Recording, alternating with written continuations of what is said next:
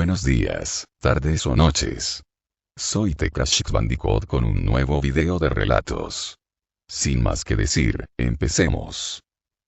El primer relato se titula Feliz cumpleaños. Las normas estaban claras. Cada gemela compraría el regalo de la otra por separado, saldrían en direcciones opuestas por la zona comercial, y si se cruzaban disimularían con un gesto de cabeza y mirando para otro lado. Justo una hora después, con todo bien empaquetado, volverían a encontrarse en la puerta del cine. Erika se despidió de su hermana Camila a las 19:00 y empezó a caminar entre las tiendas. En algún lugar entre Mango y H&M la sombra le apretó el pañuelo húmedo contra la nariz y la boca. Cuando volvió a despertar no sabía qué hora era, estaba en una habitación cuadrada y vacía, de paredes, suelo y techo de metal oxidado, como una jaula de mugre y roña. No se escuchaba ningún ruido, aparte del traqueteo de una especie de turbina, como un ventilador gigante. Estaba completamente desnuda a excepción de sus braguitas de algodón y una camiseta naranja de hombre, 3 tallas mayor que la suya, que le llegaba por las rodillas y en la que alguien había pintado su nombre en rojo con brochazos desiguales. Erika. Solo había un mueble en la habitación, una especie de carrito metálico para llevar medicinas.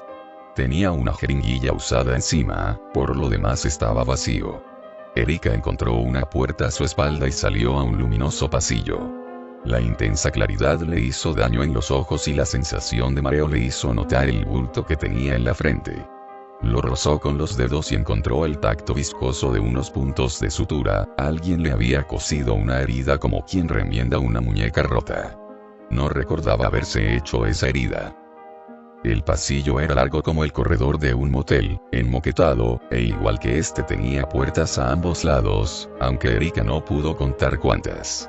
Corrió a trompicones hacia un extremo del pasillo. La puerta estaba cerrada, y después hacia el otro, pero el ascensor no funcionaba. Demasiado atolondrada para pensar, empezó a probar con las sucesivas puertas, sabía que alguna la ayudaría a salir de allí. Eso era lo único que quería, y cuanto antes.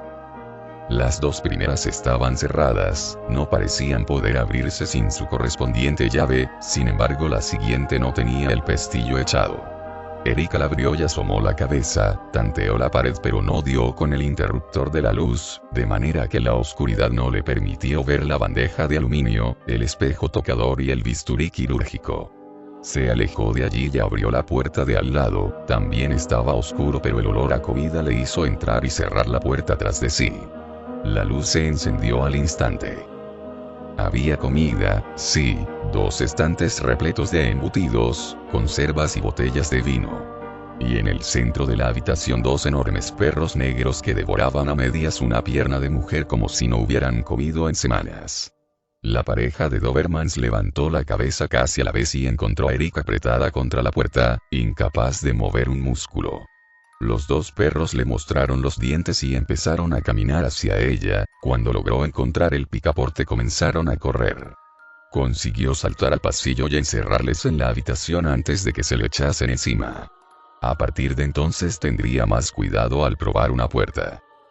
Avanzó unos metros más por el pasillo, temblando a la vez de miedo y de frío, y encontró 3 habitaciones más cerradas. En la cuarta sí pudo asomarse pero también estaba a oscuras. La única manera de encender la luz era entrar y cerrar la puerta. La habitación estaba en silencio y no percibía ningún olor. Pasó, cerró, y un trío de tubos fluorescentes parpadeó hasta encenderse por completo y descargar una luz azul sobre la habitación. Paredes y suelo parecían de espejo, había una mesa de comedor en el centro, y sobre esta una jarra de agua y 2 vasos de cristal. Erika se dirigió hacia ellos, se sirvió agua y en el momento de levantar el vaso cayó del techo una lámina de acero que cortó la mesa en 2, y que le hubiera partido a ella por la mitad si no hubiera tenido la suerte de que sus reflejos todavía funcionaran. ¿Dónde demonios estaba? Retrocedió sobre sus pasos y regresó al pasillo. Esta vez no estaba sola. A su derecha, apenas a 15 metros, había un hombre de espaldas a ella. Era alto, musculoso, llevaba una camiseta de tirantes y una capucha negra. Hablaba por teléfono en una lengua que Erika no conocía. Aprovechó para cruzar con sigilo el pasillo y entrar en la puerta de enfrente. Por suerte estaba abierta. Al cerrarla se encendió la luz. Tampoco era la salida. Era una habitación más grande, parecida a una sala de espera. Tenía 3 sillones sucios y desvencijados formando una L frente a una televisión rota. En las paredes había restos de papel pintado y colgaba del techo un ventilador que parecía haber sido destrozado a golpes. Al fondo había una puerta. Erika escuchó los ruidos de cadenas del otro lado cuando ya casi estaba dentro. La luz se encendió en aquel cuarto estrecho y agobiante, una luz rojiza como en el estudio de un fotógrafo. Las paredes eran de madera pero no llegaban hasta el techo, por detrás escondían alguna especie de mecanismo. Había 2 hombres amarrados con grilletes a las paredes, pies en una, manos en otra, y el mecanismo tiraba de ellos descoyuntándolos con ese ruido de cadenas que Erika había escuchado. Los 2 habían muerto. De uno, los brazos habían quedado colgando apenas por la piel, eran lo único que mantenía su cuerpo unido, el otro había reventado como un saco de sangre y el movimiento de la pared lo arrastraba por el suelo. Erika contuvo las náuseas y cruzó la habitación de tortura para volver al pasillo, miró primero, y salió al comprobar que el hombre del móvil ya no estaba. Continuó probando todas las puertas, y en una encontró unas escaleras. Bajar o subir, y todas las viviendas tienen la salida por abajo. Cada tramo de escalera estaba iluminado por un pequeño dispositivo en la pared. Erika descendió 2 de esos tramos, todo lo que se podía, y encontró una puerta cerrada. Volvió a subir, y regresó al pasillo un piso por encima de donde había despertado. Estaba igual de vacío que el otro, pero en lugar de limpio y luminoso, este era lúgubre y decadente, como si lo hubieran abandonado. Tenía tantas habitaciones como el de abajo. La primera puerta estaba cerrada, la segunda, no. La luz se encendió en cuanto Erika cerró la puerta a su espalda, se agarraba al picaporte por si tenía que salir corriendo de nuevo. Encontró una serie de taquillas, como en un vestuario deportivo. La mayoría estaban abiertas, reventadas a golpes, y todas estaban sucias e invadidas por el óxido. De alguna de ellas surgía el sonido de una caja de música. La curiosidad mató al gato, pensaba Erika mientras se acercaba a las taquillas, despacio, asustada. Examinó cada puerta, abierta o cerrada, y de repente la caja de música cayó. Clic. Erika salió de la habitación y regresó al pasillo en mitad de un chirrido agudo. Tenía ante sí una silla de ruedas volcada, una vieja silla que antes no estaba ahí. Una de las ruedas giraba y giraba sin cesar, chirriando lentamente. Desde debajo de la silla surgía un camino de sangre que manchaba el suelo desnudo del pasillo. Se perdía en la penumbra pero Erika pudo seguirlo hasta una puerta varios metros más adelante. Entró, y cuando se hizo la luz encontró a un hombre desnudo, golpeado como ella, era calvo y delgado y tenía unas grandes ojeras. Estaba sentado en el suelo de una especie de biblioteca, había encontrado un abrecartas y se estaba acuchillando con él el muslo derecho, destrozando la carne y haciendo brotar la sangre de una herida mal cosida que a Erika le recordó a la de su propia frente. Cuando la vio, levantó el cuchillo y lo apuntó hacia ella. «Sácamelo. Sácamelo». Erika se dio la vuelta horrorizada y salió de la habitación. Escuchó el gruñido demasiado tarde. Los perros de abajo, o quizá otros diferentes, estaban libres y la amenazaban desde el extremo del pasillo. Gruñían sin quitarle la vista de encima y babeaban a través de sus dientes apretados. De pronto empezaron a correr. No eran 2, eran por lo menos 5, iban a por ella y no tenía con qué defenderse, además, el estrecho pasillo no ofrecía ninguna protección. Esquivó al primero de un salto y probó suerte con una puerta cerrada, el segundo perro logró morderla en la pantorrilla, se lo quitó de encima de una sacudida. 2 puertas más cerradas y a la tercera se coló en una habitación antes de que otro de los Dobermans le destrozase la cara. La luz ya estaba encendida y el tipo de la capucha estaba dentro. Sostenía una sierra eléctrica por encima de una camilla de hierro sobre la que otro hombre estaba perdiendo los miembros uno a uno. Erika empezó a gritar, el de la capucha abandonó su cometido y empezó a perseguirla por la habitación con la sierra en alto. Imposible regresar al pasillo, Erika encontró un corredor al fondo del cuarto y otra puerta más al otro lado. Rezó porque estuviera abierta y se abalanzó contra ella antes de ser alcanzada por el encapuchado. Entró y cerró tras de sí con pestillo, cerrojo y todo lo que encontró a mano. Al instante se encendieron una serie de focos que apuntaban a la pared contraria. Una pared de metal, como una rejilla de acero, en la que habían encadenado a su hermana Camila, brazos y piernas amputados, languideciendo mientras se desangraba sobre 4 cubos de plástico. Camila había perdido el oído y la vista, apenas podía llorar. Erika bordeó la habitación incapaz de contener el llanto y al borde de la histeria mientras el gigante de la sierra aporreaba la puerta. La chica salió por el otro lado y encontró al final del pasillo la puerta del ascensor. Funcionaba. Pulsó el piso más bajo y el elevador la llevó hasta el interior de un jardín. Más bien una selva descontrolada de plantas y herbajos entremezclados que no parecía recibir ningún cuidado. El sonido vibrante de las luces de invernadero zumbaba como en un panal, y junto a él zumbaba algo más, el más de un centenar de avispas que se cernieron sobre Erika en cuanto ésta salió del ascensor. La joven echó a correr sin rumbo fijo, esquivando hiedras y enredaderas con la nube de aguijones a su espalda. Salió por una puerta más allá de un grupo de violetas y aterrizó en un corredor angosto y oscuro que regresaba a la mansión. Lo dejó atrás y llegó a un tercer pasillo de habitaciones. Las arañas se acumulaban en el suelo rodeando un cuerpo embalsamado en un saco de telaraña. Erika lo vadeó intentando no llamar la atención de los insectos y trató de abrir la puerta del fondo. Cerrada.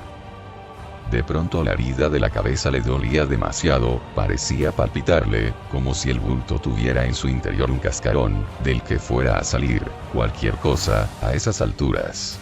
Los puntos de sutura eran firmes pero tremendamente irregulares, malos. Y el bulto estaba caliente, demasiado.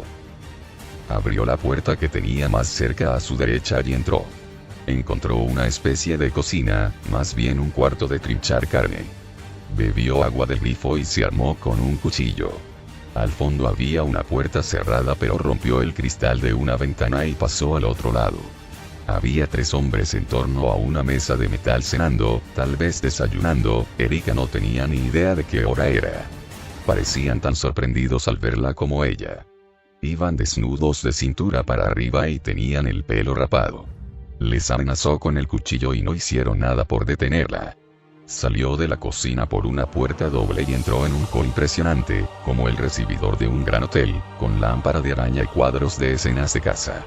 Al pie de una escalera imperial estaba el hombre de la capucha. En realidad había 4. Solo uno tenía la sierra eléctrica en la mano. Reconoció al que había matado a su hermana.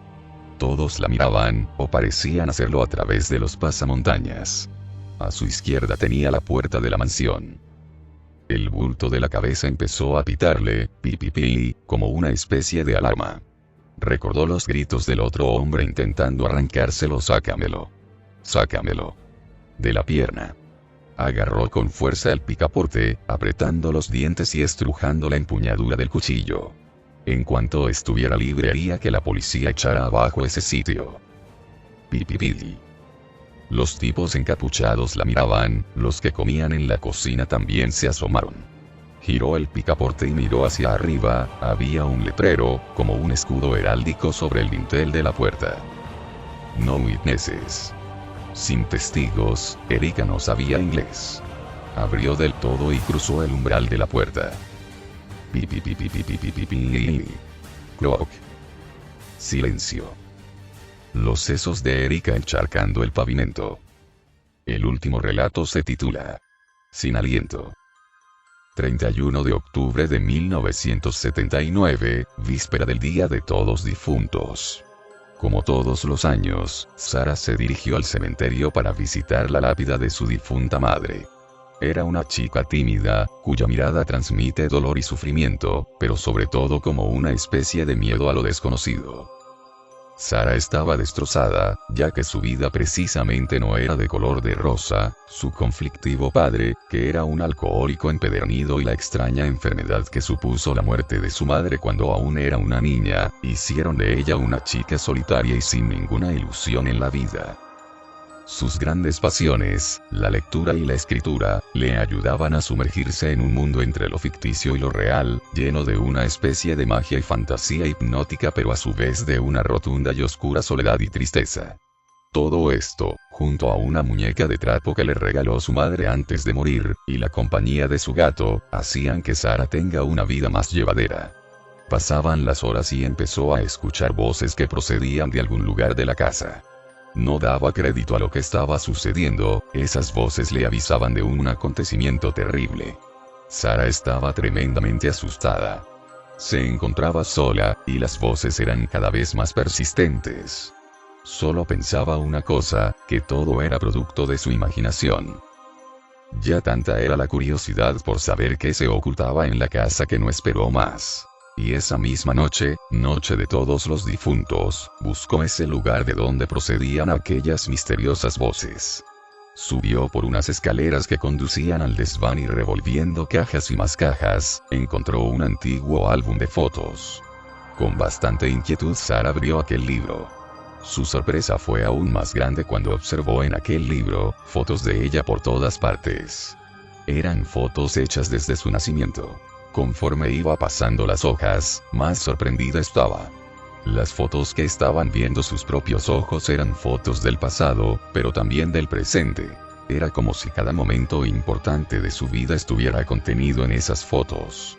Estaba perpleja y no se explicaba cómo podían estar en ese viejo álbum, fotos realizadas en ese mismo día en el cementerio. Conforme iba pasando las hojas se acercaba a las últimas páginas. Con bastante nerviosismo, se dirigió a la penúltima página. Se quedó petrificada al verse en una fotografía de ella misma leyendo el libro en ese mismo instante. Estaba tan asustada que no podía creer lo que sus ojos veían. El reloj empezó a sonar, anunciando las campanadas de las 12 de la noche. De repente, en la última campanada se escucha un chasquido en el fondo del pasillo. Sara se quedó en silencio, y muy asustada observó cómo la ventana del desván se abría por la fuerza del viento. De repente se apagaron las luces de la casa. El viento rugía sin cesar, y una voz que procedía del pasillo decía así: Sara, Sara, era una voz profunda y tenebrosa, como si fuera de ultratumba. Asustada, encendió la luz y empezó a escuchar otra vez esa voz en el pasillo. Como si estuviera hipnotizada, se dirigió al pasillo, y de repente otra vez la luz volvió a apagarse. Las puertas se abrían y cerraban continuamente, era una situación realmente escalofriante. La luz no respondía, por lo que fue a encender una vela, y su sorpresa fue aún mayor cuando al prenderla encontró al final del pasillo a un individuo encapuchado frente a ella. ¿Quién eres? ¿Qué quieres?, exclamó Sara. De repente aquel individuo encapuchado se levanta la capucha y avanza hacia Sara. No puede ser, grita ella. Era imposible lo que veía en sus ojos. Su rostro quedó desencajado tras verse reflejada en la cara de aquel individuo. Un escalofrío recorrió todo su cuerpo de arriba a abajo. En un momento empezó a aparecer una niebla que se va espesando poco a poco. No. Sara cayó desvanecida al suelo. A la mañana siguiente, la alarma saltó en el pueblo al encontrar un cuerpo hallado sin vida en las vías del tren, y junto a ella un álbum de fotos. Una ráfaga de viento abrió con furia el álbum, hasta quedar la última página al descubierto, donde había una foto de ese mismo instante en la que ponía: 1 de noviembre de 1952, Día de Todos los Santos. Atrapada en un mundo paralelo. El cuerpo hallado era el de Sara Keyes. Las autoridades se quedaron impactadas ya que la joven que habían encontrado había muerto en extrañas circunstancias 27 años atrás, según la documentación policial. Bueno, esto es todo por hoy. Si les gustó el video, no olviden darle me gusta y compartir. Antes de irme, les invito a enviarme sus relatos, leyendas o experiencias para que aparezcan en un video, ya que muy pronto haré un especial por mis primeros 200 suscriptores. Lo pueden enviar por mensaje privado, o por mi correo, que dejaré en la descripción. Hasta la próxima. Adiós.